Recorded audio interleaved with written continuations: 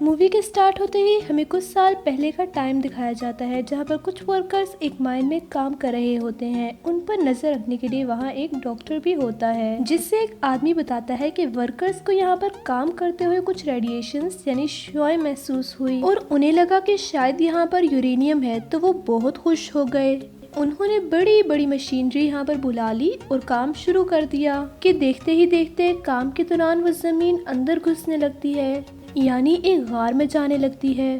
तो डॉक्टर अपनी टीम को लेकर उस केव के अंदर जाते हैं, यानी जमीन के नीचे। तो वहाँ पर उन्हें एक बहुत बड़े जानवर का स्केलेटन मिलता है, यानी कि ढांचा। तो जब डॉक्टर्स उस पर गौर करते हैं तो उन्हें पता चलता है कि वो कोई स्केलेटन नहीं है, बल्कि वाकई में एक बहुत बड़ा जानवर है जो यहाँ पर सो रहा था और रोशनी पड़ने पर ये जिंदा हो गया था। और फिर हमें ये दिखाया गया कि वो जानवर केव से निकलकर समंदर की तरफ चला गया। दूसरी तरफ हमें जापान में एक साइंटिस्ट दिखाया जाता है जो फोन पर किसी से बात कर रहा था कि जहाँ से वो जानवर निकला था वहाँ से अर्थक्वेक होता हुआ यहाँ तक आ रहा है। उसका उस जगह पर एक प्लांट होता है, तो वो कहता है अगर ऐसे ही चलता रहा तो मुझे अपना प्लांट वहाँ से खत्म करना पड़ेगा। तभी उसकी वाइफ आती है और वो अपनी वाइफ और अपने बेटे फोर्ड को लेकर वहाँ से चला जाता है। वो अपनी वाइफ से कहता है कि जो अर्थक्वेक के झटके आ रहे हैं वो मुझे कोई अच्छी बात नहीं लग रही, तो तब तक तुम मेरे प्लांट के पास मेरी टीम के साथ रहोगी। और फिर हमें वही साइंटिस्ट एक लैब में दिखाया जाता है जो कि ये पता लगा रहा था कि अर्थक्वेक के झटके आ कहां से रहे हैं, लेकिन उनमें से किसी को कुछ पता नहीं चल रहा था। तो वो कहता है कि सब मशीनरीज ऑफ कर दी जाएं, क्योंकि हम नहीं जानते कि ये झटके किस चीज के हैं और कहीं ये हमें नुकसान न पहुंचा दें। इसके बाद फिर से वहाँ अर्थक्वेक आने लगता है और साइंटिस्ट की वाइफ भी वहाँ पर आ जाती है। वहाँ से भागने लगती है तो चैम्बर में ब्लास्ट होने की वजह से एक पॉइजन गैस यानी कि जहरीली गैस उसकी तरफ बढ़ने लगती है। साइंटिस्ट अपनी वाइफ को बचाने के लिए आगे बढ़ता है, लेकिन तब तक बहुत देर हो चुकी थी और वो गैस पूरी तरह से उस कैबिन में फैलने लगी थी।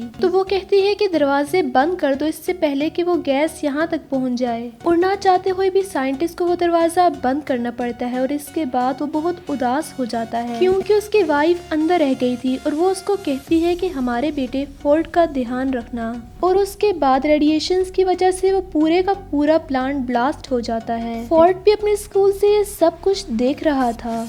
अब हमें 15 साल के बाद का वक्त दिखाया जाता है। फोर्ड अब फौजी बन चुका था और कुछ अरसे की ट्रेनिंग के बाद अपने घर वापस आया था। वो अब मैरिड था और फोर्ड की वाइफ को कॉल आती है कि फोर्ड के फादर को पुलिस ने पकड़ लिया है। फोर्ड अपने फादर से नफरत किया करता था क्योंकि उसे लगता था कि उसकी मदर की डेथ उसके फादर की वजह से हुई, लेकिन अपनी वाइफ के कहने पर वो उनसे मिलने चला जाता है और पुलिस से उनको छुड़वा लेता है। और फिर वो घर आते हैं तो उसका फादर कहता है कि बेटा वो एक एक्सीडेंट नहीं था, उसके पीछे कुछ रेडिएशन थी और सेम चीज हम अब भी फील कर रहे हैं। और अभी भी वो इसी वजह से अरेस्ट हुआ था क्योंकि वो उस जगह पर गया था जहाँ पर पुलिस ने जाने से मना किया था। और वो बताता है कि मेरे दोस्त ने भी वहाँ पर वॉइस फ्रीक्वेंसी नोट की है, यानी वहाँ से अजीबो गरीब आवाजें आती हैं। तो मुझे वहाँ पर जाकर देखना होगा, मुझे ये साबित करना होगा कि उस दिन प्लांट पर जो ब्लास्ट हुआ वो एक एक्सीडेंट नहीं था। तो फिर फोर्ड भी अपने फादर के साथ वहाँ पर जाता है। अब वो लोग नोट करते हैं कि वहाँ पर कोई जहरीली गैस या रेडिएशन नहीं थी। वहाँ पर पुलिस फिर से आ जाती है और उन दोनों को पकड़कर अपने साथ ले जाती है। और वहाँ पर वो डॉक्टर भी होता है जो मूवी के स्टार्ट में दिखाया गया था। तो वो सब डॉक्टर से पूछते हैं कि आखिर तुम बार बार उस जगह पर क्यों जाते हो। तो वो बताने लगता है जो वो करना चाहता था। तो डॉक्टर ये सुनकर बहुत हैरान होता है क्योंकि इतनी सारी इन्फॉर्मेशन तो उससे भी नहीं थी। वो वहाँ पर एक बहुत बड़ी पत्थर जैसी चीज पर एक्सपेरिमेंट कर रहे थे। तो अचानक वो पत्थर हिलने लगता है तो वो उस पर बिजली फेंकते हैं, यानी कि इलेक्ट्रिक शॉक देते हैं। तो वो पत्थर टूट जाता है और उसमें से एक बहुत बड़ा क्रिएचर बाहर आता है। वो बहुत बड़ा था और लोगों पर बिजली जैसी कोई चीज फेंक रहा था। और फिर हमें दिखाया जाता है कि वो क्रिएचर किस तरह से अपने आप को आजाद करवा के प्लांट से बाहर आ जाता है और वहाँ से उड़ जाता है। अगले दिन कैप्टन आते हैं और डॉक्टर को अपने साथ जाने का कहते हैं। डॉक्टर अपने साथ साइंटिस्ट और फोर्ड को भी ले लेता है, लेकिन इस वाकये में साइंटिस्ट काफी जख्मी हो चुका था। तो वहाँ पर उनका हेड उनको बताता है कि ये क्रिएचर कोई आम क्रिएचर नहीं है, जब जमीन की शुआएं कम होती हैं तो ये क्रिएचर समंदर की गहराइयों में चला गया ताकि वहाँ से एनर्जी ले सके।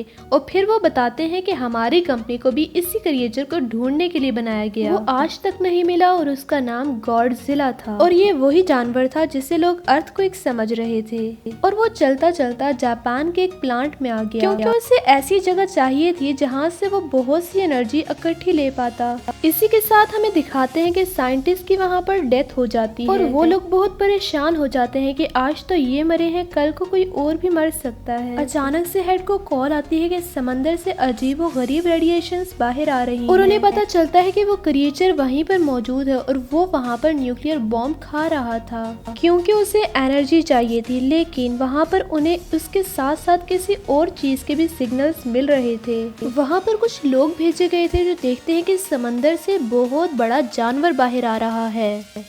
वो दरअसल वही खतरनाक क्रिएचर था जो कि अब शहर में आ चुका था और सब लोग उससे बहुत ज्यादा डर रहे थे। और इसी के साथ हमें गॉडजिला दिखाया जाता है जो कि गुस्से से चिल्ला रहा था। अगले दिन टीवी पर न्यूज आती है कि वो क्रिएचर गॉडजिला से बचकर भाग गया। अब वो खतरनाक क्रिएचर समंदर में जाकर और भी जानवरों को अपने साथ मिला रहा है। डॉक्टर की टीम मेंबर कहती है कि बहुत टाइम पहले हमें 2 अंडे मिले थे। एक अंडे में से एक जानवर निकलकर जापान के उसी प्लांट पर चला गया था और हम नहीं जानते कि दूसरे अंडे का क्या हुआ। उससे उसी जगह पर सेफली रखवा दिया गया था। और जब कुछ लोगों को वहाँ देखने के लिए भेजा जाता है तो वो लोग देखते हैं कि अंडे में से वो जानवर निकलकर कहीं जा चुका था। तो पता चलता है कि दूसरा अंडा उसी खतरनाक क्रिएचर का था और वो उसमें से निकलकर किसी और शहर में जाकर तबाहियां मचा रहा था। उन दोनों को पुलिस ढूंढने लगती है। फिर हमें दिखाया जाता है कि डॉक्टर दूसरे क्रिएचर की टीवी पर फुटेज देख रहा था। वहाँ पर वो नोटिस करते हैं कि इस क्रिएचर के तो पर ही नहीं है जैसे पहले क्रिएचर के थे। तो रिसर्च करने पर इन्हें पता चलता है कि ये क्रिएचर फीमेल है और पहला क्रिएचर मेल था। अब क्योंकि फोर्ड भी एक फौजी था तो उसे आर्मी के साथ हर जगह भेज दिया जाता है कि वो उस क्रिएचर को रोक सके। दूसरी तरफ कैप्टन बताते हैं कि वो क्रिएचर बहुत तबाही कर रहे हैं। तो हेड कहते हैं कि हमें उन्हें बहुत ही खतरनाक बॉम्ब से उड़ाना पड़ेगा। तो कैप्टन कहता है कि इससे तो उन्हें फायदा होगा क्योंकि उन्हें न्यूक्लियर एनर्जी चाहिए और इससे वो और भी ज्यादा स्ट्रॉन्ग होंगे। तो हेड कहते हैं कि हम इसके अलावा कर भी क्या सकते हैं। वो दोनों क्रिएचर अपनी एनर्जी को रिस्टोर करने के लिए यानी रेडिएशंस को खुद में फिल करने के लिए एक समंदर में जा रहे थे क्योंकि समंदर की गहराई से उन्हें बहुत सारी रेडिएशंस मिलती हैं। और गॉडजिला दूसरी तरफ उन्हें मारने के लिए आ रहा था और ये सब लोग भी उसी समंदर की तरफ बढ़ते हैं और वो न्यूक्लियर बॉम्ब भी अपने साथ रख लेते हैं और फोर्ट भी उन पर नजर रखे हुए था। वो बॉम्ब उन्होंने एक बोट पर रख दिया। मेल क्रिएचर आकर उस बोट पर अटैक करता है और न्यूक्लियर बॉम्ब उठाकर वहां से चला जाता है। अब वो दोनों क्रिएचर उस बॉम्ब को उठाकर वहां से दूर चले गए थे क्योंकि उन्हें वो चीज मिल गई थी जिससे उन्हें बहुत सारी एनर्जी मिलने वाली थी।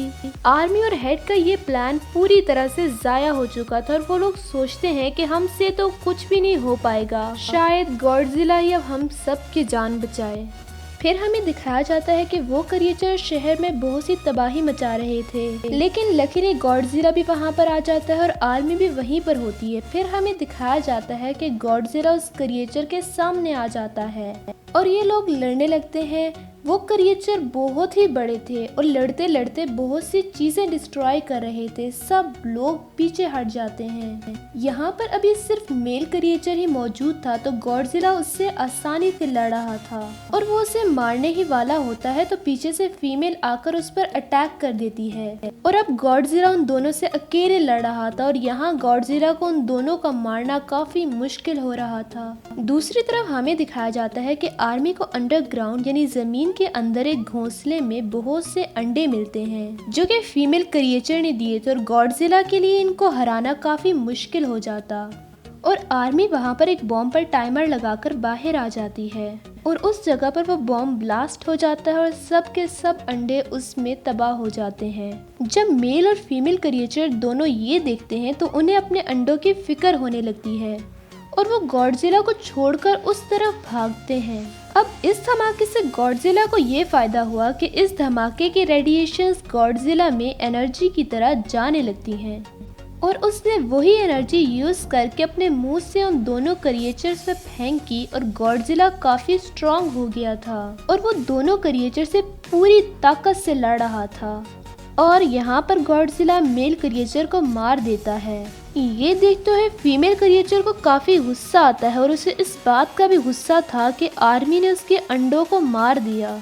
तो वो फोर्ट की तरफ बढ़ती है, लेकिन गॉडजिला उसको पीछे से आकर पकड़ता है और उसका मुंह खोलकर अपने मुंह से सारी की सारी रेडिएशंस उसके अंदर डाल देता है, जिसकी वजह से उसे काफी पेन होने लगती है और वो मर जाती है। फोर्ट भी काफी जख्मी हो चुका था, लेकिन आर्मी उसे ठीक करने के लिए वहाँ से ले जाती है। अगले दिन हमें गॉडजिला दिखाया जाता है। लोग समझ रहे थे कि वो मर चुका है, लेकिन वो थक चुका था और अपनी आंखें बंद किए लेटा हुआ था और अचानक वो उठता है और समंदर की तरफ जाने लगता है। इनफैक्ट वो यहाँ पर किसी को कोई नुकसान पहुँचाने नहीं आया था। उसकी दुश्मनी तो सिर्फ उन दो खतरनाक क्रिएचर से थी और अब जैसे कि उसने उन दोनों को मार दिया तो वो वापस समंदर में जाने लगता है। और अब दिखाया जाता है कि फोर्ट भी अपने बेटे और अपने बीवी के पास चला गया था और सब कुछ यहाँ पर ठीक हो जाता है। और इसी के साथ ये मूवी यहाँ पर खत्म हो जाती है। Thank you for watching.